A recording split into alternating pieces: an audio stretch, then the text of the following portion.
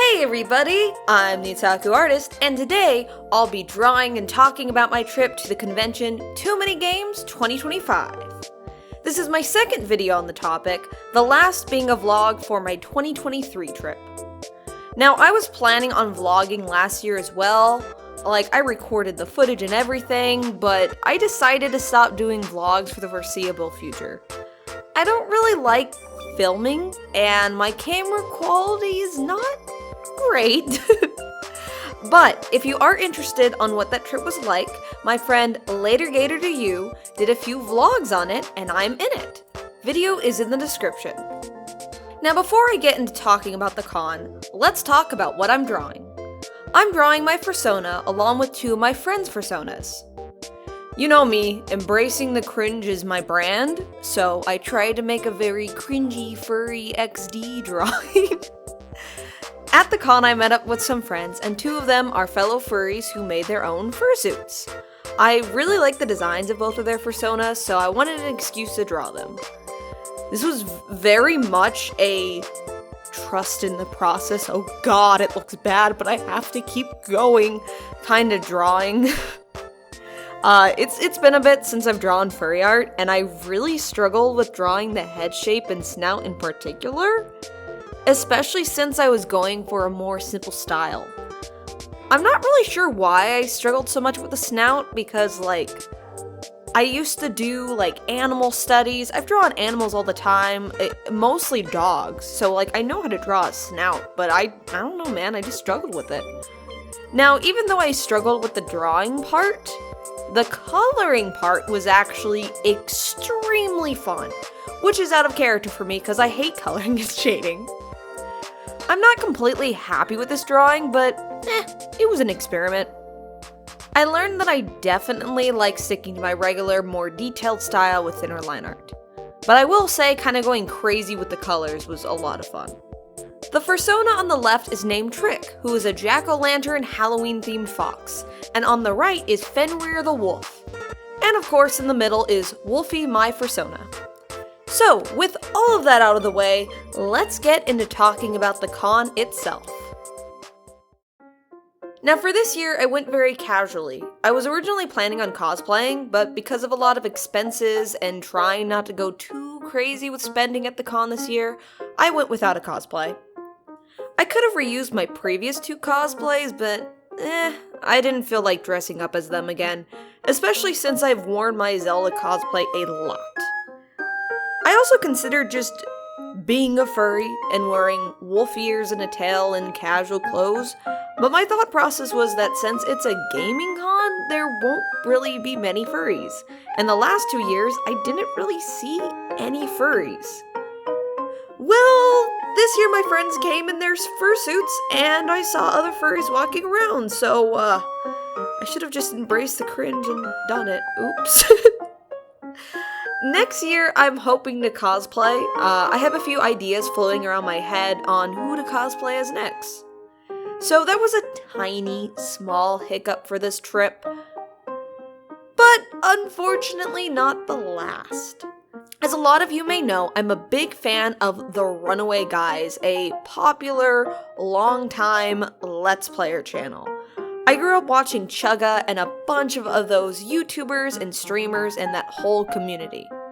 I even have a old animation on my channel based on them, and it's one of, if not my most popular video, which is pretty cool.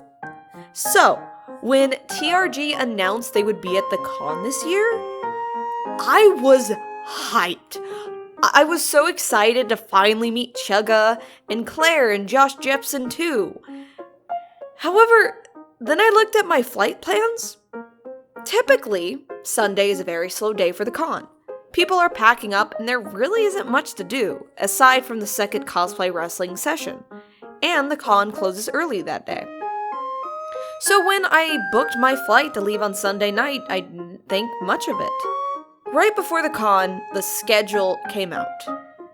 And I found out that they were doing their panel, Throne Controllers, on Sunday, starting at 3:30 and going until 4:30. My flight left at 7 p.m. There was no way I could make it since I had to account for travel time to the airport and would have had to leave pretty early on Sunday anyway. That just bummed me out a lot.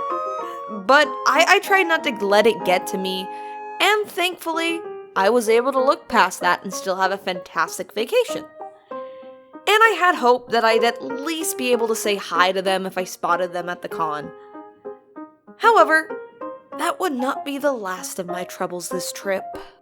Skip to Friday morning, only a few hours before the first day of the con opens. Me and a couple of friends arrive at our hotel, and just as we're about to pay, we see that they're trying to charge us $1,000 for 2 nights. That wasn't right at all. We were supposed to pay about $300 and split it between the 3 of us, just like last year and the year before. It took us a few hours of trying to track down receipts for our booking and talking with hotel staff. But apparently, when we booked our hotel, it was at regular price. It was within that $300 to $400 range, which is not bad when you're splitting it between 3 or 4 people. But without telling us at all, they upped the price by an insane amount, more than double.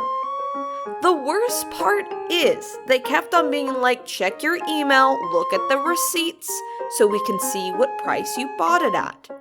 However, looking at various different emails, we discovered that they just never emailed us the receipts, or they just sent it to the wrong email. So because we didn't have that proof, they wouldn't honor our original price we booked at. So, without any hotels with spots open around us, we decided to just pay for 1 night and not come to the 3rd day. Which was a bummer. I knew I wouldn't be able to do much at the con on Sunday since I had my flight, but this meant I wouldn't be able to go at all. So yeah, that was fun. It doesn't help that in the hotel room, it's like a pull-out couch bed was really bad, and normally the last 2 years we stayed at the same hotel, but I don't remember the bed being that bad. So yeah, next year definitely gonna stay at a different hotel. Again though, I still had a fantastic time at this con, and honestly it was my favorite year I went despite the hiccups. But man, there were a lot of hiccups. And guess what? There's more hiccups, but we'll get to that later. Day 1 of the con officially begins. We enter and meet up with friends, and just like every year, the main bulk of my time is spent wandering around the artist alley and vendor halls. Now, gonna give a very important tip to you guys. Now, the first time I went to the con back in 2023, that was my first time ever going to a convention. I did not keep track of what I spent, and I was so excited by all the cool stuff around me, I kinda just bought anything I saw, and just bought my friends a lot of gifts too. Now, if you're going to the con for the first time, don't make my mistake. I'm warning you, please budget. Keep track of how much you spend and set a limit for yourself. I learned from my mistakes because I spent way too much money the first time I went to the con. And so last year, I spent a lot less.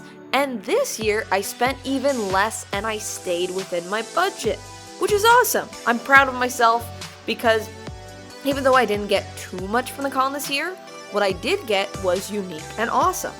Another tip I want to give you guys is when you're going to a con, if you see something cool, but you know that you can buy it easily online, I would say just wait then because it's not going anywhere.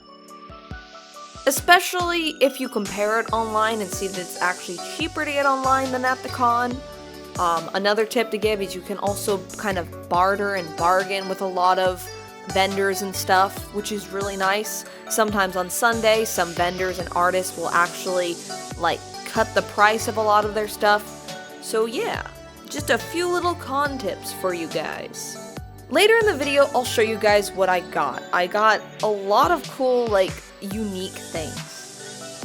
Because compared to last year, I felt like there was just a lot more interesting and unique things to see, especially on Saturday. The first year I went to TMG, I thought it was amazing. It was a fantastic experience. The second year, I was really tired and it felt like a lot of the vendors and Artist Alley booths were just okay. It seemed like the really cool stuff wasn't there that year, but this year, there was just a huge selection and it was all really cool. So, after wandering around and looking at a bunch of stuff, all of us were hungry, so we all met up and ate dinner at my second favorite place to eat ever, The Habit. Now, if you have a Habit in your area and haven't had it before, please go there. Their food is so good. Burgers are my favorite food, and their burgers are just so good. My favorite food, like, of all time is In-N-Out. And so if you like In-N-Out, go to The Habit. There are different, like, types of burgers. Like, The Habit is charbroiled. But it's so good, man. It's so good. And if you don't like burgers, they also have other stuff that's also really good. I've had their chicken tenders before, and they're very, very good. After that, my friends and I all headed back to my hotel room and hung out for a bit, which was fun. I've brought my 3DS with me like always for Street Pass, and a couple of my friends did as well. And one of them may have stumbled across the beginning of a creepypasta. TMG Day 2. After checking out of our hotel, it was time to head back to the vendor halls and check out some stuff before cosplay wrestling started. There were a lot more vendors and artists on Saturday, so there was a lot to see. We didn't stay there long though, as I checked out the arcade area. For the previous times I went to the con, I didn't really check out the arcade, but this time I did, and I had a blast. They had a bunch of Japanese rhythm games, and I found one that was very fun. I need to see if it exists in some form outside the arcade cabinet, because I really want to play more of this. It was so fun. It's like Guitar Hero, but instead of like playing guitar, you have these 5 buttons on the arcade cabinet that you just like hit with your hand, and sometimes you like spin them. It was so fun. It was so great. I hope I can play that again. After that, we went to cosplay wrestling, and cosplay wrestling was super fun as always. Last year, some members retired, so I noticed some new faces like a new Mario. There were returning characters as well, of course, too. I was really happy to see Isabelle back, since I really like how she acts like Isabelle. So, yeah, it was really fun. It's unfortunate I had to miss Sunday's wrestling, but I'm glad I got to see this. About an hour into the match, I realized I needed to head back to the car to grab something, and as I was walking through the crowd, look who I stumbled into. I met Josh Jepson! Now, I didn't meet Emile or Claire, but I'm so glad I got to meet him and Rebecca. I didn't say much though, because I didn't really know what to say. I felt kind of awkward. He was very nice, and I basically just said that I watched him in TRG for a long time and it was nice to meet him. I kinda wish I got to say more, but I didn't really know what to say since I was just so surprised I got to meet him. Like, it was very weird being like, oh my god, I've known about you for years. You're real. You're here. I also just like, meeting someone like that, I don't ever want to come across as someone like parasocial and creepy. So I kind of made the interaction brief. Because like, I don't know, man, I don't want to come off as weird to be like, I've been seeing you for years since I was a kid. Oh my god, you're a real man. You're a real person. Because like, every YouTuber or streamer you watch is just a regular person. And I will admit, when I was a kid and teenager, I was definitely parasocial. I'm not anymore, but like, I don't want to come off like that, you know, yeah. So, after that exciting encounter, I finished cosplay wrestling and it was back to the vendor halls and such. There was a part of the con specifically for indie game showcases, and I saw some really cool ones, like a murder mystery visual novel that's inspired by stuff like 999, AI the Somnia Files, Danganronpa, and an RPG Maker game made entirely by one guy. In the Artist Alley, there was a Pikmin stamp rally where if you bought something from each Pikmin artist, you'd get a prize. I only bought from 2 of the 6 artists, but I did get to chat with one of them who was super nice. He made this painting and a lot of Pikmin gifs you've probably seen floating around. It was very nice to meet him. Very cool. The other Pikmin artist, if you're wondering, was the guy I bought the Omori poster from, which I'll show later in the video. After looking at a lot of cool vendors and art and such, there was so much to see and it was such a good time. It was dinner time. So we headed out, got dinner that I thought was just okay. And then afterwards, a few of my friends joined me in a Crush 40 concert at the con. It was my first time ever going to a concert, and although it was hard to see the stage, it was so fun just jamming to Sonic music live. In the moment, I was just thinking like, man, this is so fun. I'm surrounded by fellow nerds so passionate about Sonic. God, I love being a nerd. Being a weeb, an otaku, a nerd, a furry, all that stuff a lot of people think is cringe is fun as hell. It's fun to be passionate about fictional little guys. It's so fun. You hear that, normies? You're missing out. I can't believe I just said normies in a video. I don't know if I'm gonna keep that in. But you know what I'm saying. It was fun. It was fun. Even though I didn't know most of the lyrics to these songs, since I'm a pretty new Sonic fan, I sang loud. I didn't care how badly I was singing, because everyone around me was singing too. And I gotta say, I think that cured my fear of people hearing me sing. Now, I'm never gonna be as into music as I am art, but that was really exciting and important to me, because part of why I've never pursued stuff musically is because I was scared of singing badly. And you might be like, well, you have covers on your YouTube channel. Yeah, but those are from years ago. And like, when I made those, I still was very like anxious and nervous about trying to sing. And those are from years ago. I could do way better, but I'm not someone who like has ever like seriously practiced music. I've always wanted to. I've always wanted to sing a lot. There's a lot of instruments I want to learn, and a big part of what was stopping me is just people like hearing me and being like, oh my god, she's horrible. That's horrible. And so a lot of that like sort of stage fright kind of always kicks in. But now I'm cured, baby. I am cured, baby. I'll just sing badly cause it's fun and no one can stop me. So yeah, that was a pretty cool character development moment for me. Again, art's always gonna be my passion, but that kind of inspired me to like, maybe I should start looking into like singing more and like learning instruments like I've always wanted to but never have. And that ends the con. But that is not the end of this story. Remember how I said there were a lot of hiccups this trip? Well, it's time for the last and biggest hiccup of this trip. Something I did not mention before is the flight to the con wasn't great.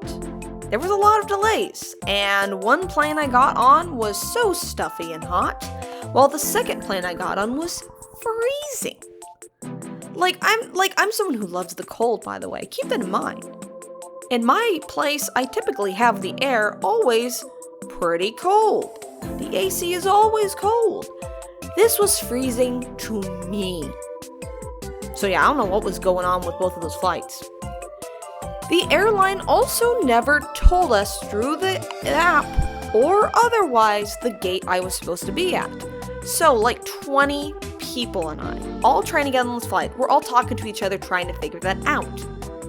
We eventually found the right gate, but not until after we sat at the wrong gate for like an hour. we sat there and I was like, this has to be the right one. This is the airline. So everyone follows me and we all sit. And then they're like, it says on the app the plane arrived. The plane isn't here. So I walk around trying to find the answer to this. On the little like screen and app, there's still no gate listed. And finally, I find another gate that's this airline. And I ask the guy and I'm like, hey, is this the gate for so-and-so flight? And he's like, yeah. And they're like about to start boarding. So then I have to run around all the way on the other side and be like, hey, everyone here who's going to this flight, follow me. We were at the wrong gate. I found the right one. I could tell some people were annoyed at me because I told them that was the right gate to begin with, but like I guessed, there was a lady who was understanding, being like, hey, it's not your fault. They're just stupid for not giving us the right gate. But that was a little annoying. Now, I was supposed to arrive at my destination before the con at 11 p.m. By the time I landed and got ready for bed, after like driving to my destination, it was like 4 a.m. And I thought that was the end of it. Like, that was annoying, that was not fun, but like I was like, okay, that was it. But nope, evil airport time continued. On the way back, it was like that, but like 10 times worse. The first plane I was supposed to be on kept on getting delayed. So much so that before I could board, that I was super anxious that I would miss my connecting flight. I asked the flight attendant about it and she just hit me with the, we'll arrive on time. Which I did not believe, but I was like, okay, I'll give you the benefit of the doubt even though I don't believe you. So I finally was able to board the plane and then we sat in that plane for like a half an hour or so before it even took off. Now you see, I never get mad, even if I should in certain situations. It is extremely rare, like extremely rare. So you know it was bad because I was pissed. There was no communication at all during this. That was the biggest thing that made me mad because on the flights to my destination before the con, there was a lack of communication. On my flights back home, there was a severe lack of communication. And I thought for sure I would miss my connecting flight back home. It was also extremely stuffy and hot in the plane, so much so that I was sweating, which when you're in a plane for several hours, you don't want to be sweating. That's gross. That's very gross. Now we finally landed, but oh, it gets worse. It gets worse. I sat in the plane for 30 minutes. I was checking my phone constantly because I needed to catch my next flight. I want to go home. It's getting late at night. Thankfully, my connecting flight was delayed a little, but it was gonna be pretty close. It was cutting it close. Now, I'm like pissed and starting to freak out because I'm like, oh my god, I don't want to miss my flight back home because then I'm gonna have to try to figure out a hotel situation, which is an expense I don't want to make, and also, I won't be able to go to work tomorrow. I'm a very responsible person. I don't want to miss work. I still have not missed a day of work at the current job I'm at. And I'm like, oh my god, this is horrible. So I keep on clicking on the help button to just talk to a flight attendant, to ask them about the connecting flight, be like, hey, I need to go. And they just straight up ignored me. They never came by to see what I needed. I was so mad. I was also dehydrated, so I was gonna ask for water too, because during all of this, I never found one of those like little places where you can fill up your water bottle, so I was just so fucking thirsty. The worst part is, the first time I clicked on a button, over the loudspeaker, the flight attendant was like, I know that you guys are upset about the flight delays and you all have connecting flights. My best advice is to Google it and see if your connecting flight is delayed. If it is not an emergency, do not press the button. And I'm like, oh my god, this is stupid. And they just ignored me. Apparently, we were waiting for the gate to be cleared. Apparently, there was like a plane in front of it or something, so we could drive up to it. After 30 minutes, the pilot said over the loudspeaker that we would have to wait another 45 minutes. I was livid. I couldn't miss this connecting flight. I had work the next day. I didn't want to have to find a hotel. I just want to go home. I'm tired.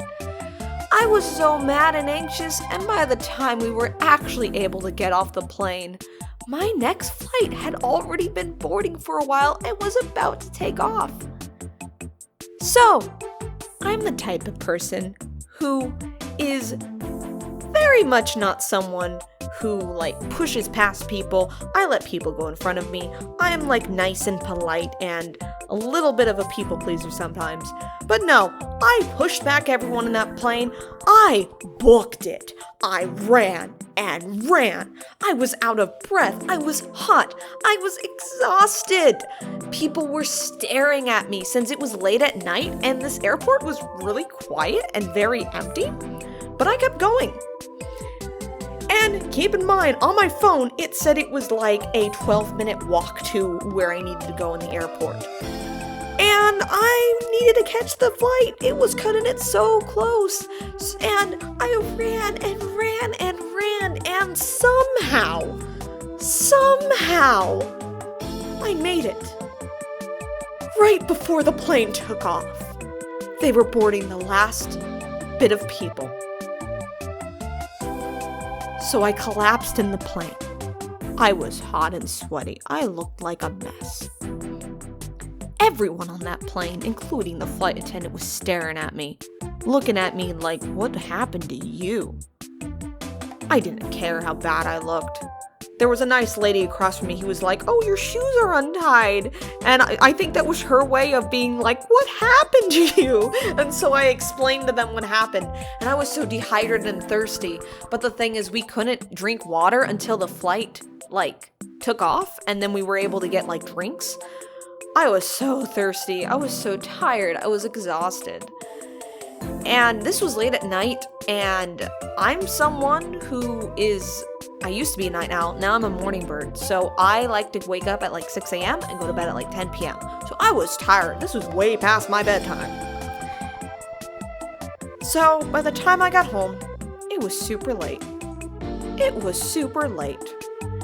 was 4 a.m. by the time I went to bed and got home, and I had to go to work on 2 hours of sleep, but I was home. So yeah. Never going to trust that airline again. Worst traveling experience ever. All of that aside. Yes, all of that hell aside. Overall, my vacation was wonderful. I did more on this vacation than just the con, like going to an aquarium, meeting up with family, and it was all fantastic. It was definitely the best TMG I've been to so far. Despite all the hiccups, it was that great. It was wonderful seeing my friends again and meeting some of them IRL for the first time too. It's a shame that they all live so far away. I got a lot of cool stuff on this trip, which I'll put on screen now. I got a Shadow the Hedgehog plush, which is great because I've been meaning to get one of those for a while, because Shadow is my favorite emo edgy boy. I also got some Manaphy and Pokemon little figures, which adds to my small but growing Manaphy collection. I plan on getting every piece of merchandise of her, since she's my favorite Pokemon, and there's not too much merch of her. I got an Omori poster, of course, a game I've been meaning to get, a really cool Xenoblade necklace, and a guide for my favorite game. Weirdly enough, in this Twilight Princess guide, it lists ages for all the characters, but I'm not sure it's official. The guide does have the official Nintendo seal on it, but the guide says stuff like between the ages of 30 and 40, stuff like that. They also claim ages that are definitely not correct for some characters, but other characters like Agatha, the age is correct at 10 years old. So I'm not sure. It's strange. Speaking of books, I finally got my hands on the Zelda cookbook, which while browsing through it, the illustrations inside are incredible. I'm an amateur cook, only cooking for myself, but I'm excited to try out some of these recipes. It's gonna be neat, eating stuff that was in Breath of the Wild. I also got and watched the Mother to Earth documentary, made by the same people who made the Zelda cookbook. It's a documentary for Mother fans talking about how the first Mother game almost came to the US back in the 90s. It's very well edited, very interesting, and if you're a Mother fan, I highly recommend it. It has a lot of character to it, and it's very cool. I hope to see the other Mother documentary that focuses on Earthbound sometime soon because I've been meaning to watch that since I'm a huge Mother fan. Another unique thing I got was D&D inspired tea. Now, I have this weird little fascination with collecting teacups and different types of tea, since tea is my favorite drink. I have a cabinet in my kitchen that is just full of too many teacups and different types of tea. I'm very particular about my tea. I really don't know, guys. I'm just very hyper-focused on tea. Now, I haven't tasted it yet, but I'm excited to. I think it's such a cool crossover idea. I haven't ever played D&D yet. It's something I'm very interested in, and if I'm able to find friends who want to play, I would love to try it. It seems like something I'd really dig. Oh, and of course, I also got this really cool Pikmin painting, which I showed before earlier in the video. Look at it, it's so amazing, it's so cool. Oh, and one more thing. Now, if you've been looking at my social medias, you may have noticed that lately I've been an art fiend. Like, I've been drawing like crazy this year. And so, since I didn't have access to digital art and knew I would still want to draw, I drew a lot in a sketchbook this trip. I didn't have access to an eraser for most of it, and I used a random shitty pencil. But it was kind of freeing making art I knew wouldn't turn out good. I definitely still prefer digital art though. If you're interested in seeing what I drew, I posted it to my socials, so follow me on there. I'm most active on Blue Sky, but also post my art on Instagram and Tumblr. Also, it's mostly Omori fan art. And with that, I think it's time to wrap up this video. I've been really enjoying getting back into Speedpaints, and I definitely prefer this format to vlogs. I'm excited for next Too Many Games, and I hope to cosplay again next time. Despite the problems on this trip, it really was fantastic. The con I just thought was really good. There was so much to see, so much to do. I had so much fun with my friends, meeting two of them IRL for the first time. One of them I became friends with through this trip. It was just really great, and the other stuff I did on my vacation was awesome. It was great. Did you guys go to Too Many Games this year? Any exciting con experience you guys have had? Let me know in the comments below. Thank you all so much for watching. I'm the Otaku Artist, and I'll see you guys next time. Bye!